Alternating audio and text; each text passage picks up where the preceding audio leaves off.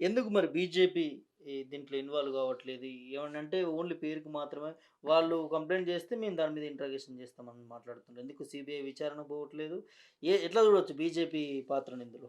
ఇది Davos round table batch ఇది. హ్మ్. బీజేపీ, టీడీపీ, రేవంత్ రెడ్డి ఈ దావోస్ రౌండ్ టేబుల్ బ్యాచ్ కాబట్టి ఈరోజు వాళ్ళు మాట్లాడరు.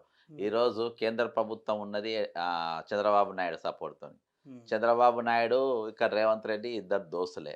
హ్మ్. అందుకనే ఈరోజు ఓటు నోటు కేసు కూడా ఎక్కువ ముందుకు సాగకుండా ఈరోజు ఆపుతున్నది ఆయన్నే. హ్మ్. ఈరోజు అక్కడ స్విస్ బ్యాంక్‌ల అకౌంట్‌లు ఓపెన్ చేయనీకి కూడా ఆ అకౌంట్ చంద్రబాబు నాయుడు నేతృత్వంలో వాళ్ళకి ఇంటలక్షన్‌లు నడుస్తా ఉన్నాయి. హ్మ్. కాబట్టి ఈరోజు అన్నీ గూడా మీరు రెగ్యులర్ చేస్తే అక్కడ ఎవరికి ఏం జేయాలి, ఏం జేయాలనేది ఈరోజు టీడీపీ, బీజేపీ, రేవంత్ రెడ్డి ఈ ముగ్గురు గూడా కలిసి మాట్లాడుకుంటుండ్రు.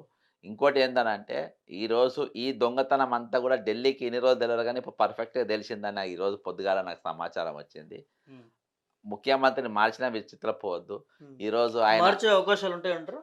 ఈసారి ఎక్కువనే కనబడుతున్నాయి నాకు. హ్మ్. ఎందుకంటే ఈసారి దావోస్‌తోని దొరికిండ్రని ఇంకోటేందనంటే ఇగ శృతి మించిపోయింది, చేజారిపోయిందిగ.